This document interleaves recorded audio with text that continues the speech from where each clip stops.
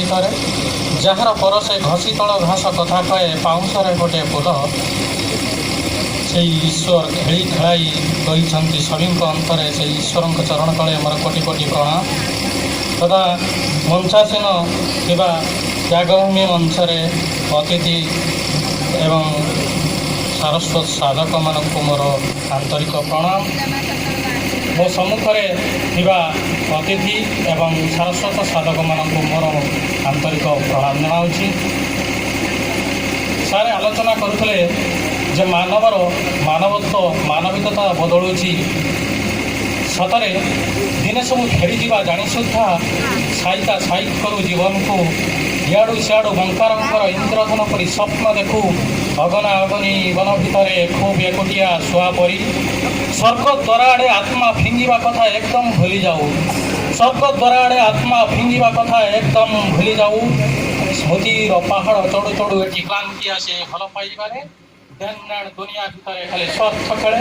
ଆଶାକୁ ପାଦେ ଦଳି ଚାଲିଯାଏ ବାଲିଆ ହାତୀ ପରି ବତାସ ବେଗରେ।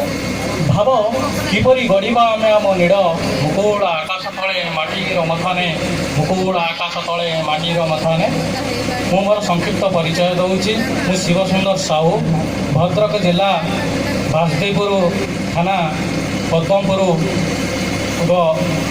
ପଞ୍ଚାୟତ ଅଗାପୁର ଗ୍ରାମରେ ମୋର ଘର।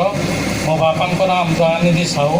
ମୁଁ ବର୍ତ୍ତମାନ ନୀଳଗିରି ଆର୍ଟି ହାଇସ୍କୁଲରେ ଅତିଥି ଶିକ୍ଷକ ରୂପେ କାର୍ଯ୍ୟରତ ଅଛି।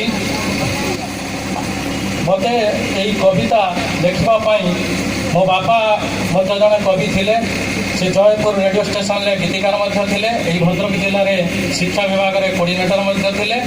ତାଙ୍କର ପ୍ରେରଣା ମୁଁ ପାଇଛି ପିଲାଦିନରୁ ଏବଂ ମୋତେ ବିଶେଷ ଭାବରେ ଆଗକୁ ପ୍ରେରଣା ଦେଇ ନେଇଯାଇଛନ୍ତି ହାତ ଧରି। ମୋ ସମ୍ମୁଖରେ ବସିଥିବା ପାଳିଆ ବିନ୍ଧା ଓଡ଼ିଆ ବିଭାଗର ଅଧ୍ୟାପକ ବିଶ୍ୱରଞ୍ଜନ ଦାସ ଏବଂ ହୃଦାନନ୍ଦ ସାର୍, ତାଙ୍କୁ ମୋର ଆନ୍ତରିକ ପ୍ରଣାମ ଏବଂ ମୁଁ ତାଙ୍କ ନିକଟରେ ଚିରକୃତଜ୍ଞ। ମୋତେ ସବୁଠୁ ଖୁସି ଲାଗିଛି ଏହି ତ୍ୟାଗଭୂମି ମଞ୍ଚରେ ଆଜି ମୋର ଯେଉଁ ପୁସ୍ତକ ଲୋକାର୍ପିତ ହୋଇଛି ସେଥିପାଇଁ ମୋତେ ଉତ୍ସାହିତ କରିଛନ୍ତି ଅଜୟ ସାର୍। ତେଣୁ ତାଙ୍କୁ ମଧ୍ୟ ମୁଁ ଆନ୍ତରିକ ଧନ୍ୟବାଦ ଜଣାଉଛି। ଆଜି ଯଦି ମୋ ସମ୍ମୁଖରେ ମୋ ପାଖରେ ମୋ ବାପା ଥାଆନ୍ତେ ମୁଁ କେତେ ଆନନ୍ଦ ହୋଇଥାନ୍ତି ଏବଂ ବାପା ମଧ୍ୟ ମୋତେ ତାଙ୍କ ପ୍ରେରଣାରେ ମୁଁ ଉତ୍ସାହିତ ହୋଇ ଯେଉଁ ଆଜି ଏଇ ପୁସ୍ତକଟି ଉନ୍ମୋଚିତ ହୋଇଛି ସେ ବହୁତ ଆନନ୍ଦିତ ହୋଇଥାନ୍ତେ। ସେଇ ବାପାଙ୍କର କଥା ମୋର ଆଜି ମନେ ପଡ଼େ। ତେଣୁ ମୁଁ ସେଇ ବାପାଙ୍କର ସ୍ମୃତି ଉଦ୍ଦେଶ୍ୟରେ ମୁଁ ଗୋଟିଏ ତାଙ୍କ ନିମିତ୍ତ କବିତାଟିଏ ରଚନା କରିଛି। ତାହା ପାଠ କରି ମୋର ବକ୍ତବ୍ୟ ଶେଷ କରିଛି।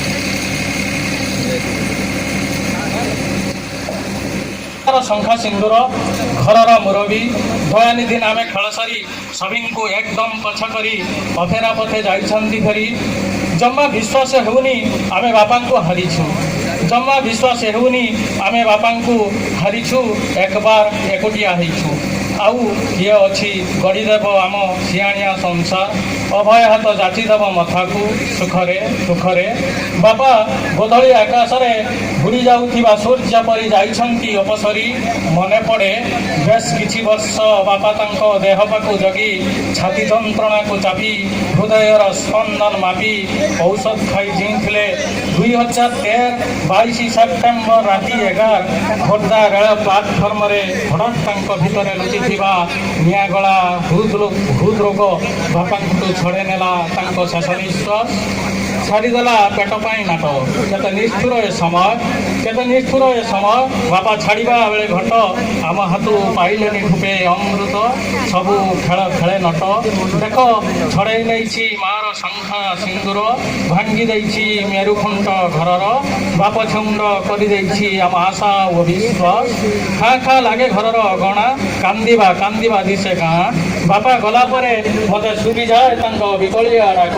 ସୁନସାନ ନିର୍ଜନତାରେ ଆଖି ଆଗେ ଭାସି ଉଠେ ତାଙ୍କ ଅପାସରା ଜଳଛବି। ପରିଷ୍କାର ଗୋରାମୁହ ମୁରୁକି ହସ। ବାପା ତୁମେ ନଥାଅ ଥାଏ ଖାଲି ତୁମ ନଥିବା ପଣର ବିସ୍ମୟକର ନିସଙ୍ଗତା। ଅଜବେ ଲୋଡ଼ିବା ପଣ, ଅଜବେ ଲୋଡ଼ିବା ପଣ ମନକୁ ବୁଝେଇ ଦେଇଛି। ପାଣି ଫଟକାଏ ଜୀବନ ନିଶ୍ୱାସକୁ ବିଶ୍ୱାସ ନାହିଁ କ୍ଷଣକ ପାଇଁ। ପାଣି ଫଟକାଏ ଜୀବନ ନିଶ୍ୱାସକୁ ବିଶ୍ୱାସ ନାହିଁ କ୍ଷଣକ ପାଇଁ। ଏଠି କେହି ଚିରକାଳ ରହେ ନାହିଁ ବୋଲି ତୁମେ ଆଜି ନାଅ। ହେଲେ ତୁମ ଅଭୁଲା ସ୍ମୃତି ଯୋଗାଏ ପ୍ରଚ୍ଛନ୍ନ ବାସନା। ତୁମ ସ୍ନେହ କରୁଣାର କୋଳେ ବଢ଼ି ଆସିଛୁ ଆମେ। ତୁମ ଭଲ ପାଇବାର ଶ୍ରଦ୍ଧା ଭରି ଦେଇଛି ଆମ ଜୀବନ ମାତ୍ର। ଆମ ପ୍ରତିଟି ନିଶ୍ୱାସ ତୁମ ଦାନ, ଆମ ପ୍ରତିଟି ନିଶ୍ୱାସ ତୁମ ଦାନ। ଏ ଦେହର ପ୍ରତିଟି ରକ୍ତ କଣିକା ତୁମ ପାଇଁ ତୋଳେ ଓଙ୍କାର, ଏ ଦେହର ପ୍ରତିଟି ରକ୍ତ କଣିକା ତୁମ ପାଇଁ ତୋଳେ ଓଙ୍କାର। ଗାଇ ଉଠେ ତୁମରି ନାମ, ଗାଇ ଉଠେ ତୁମରି ନାମ।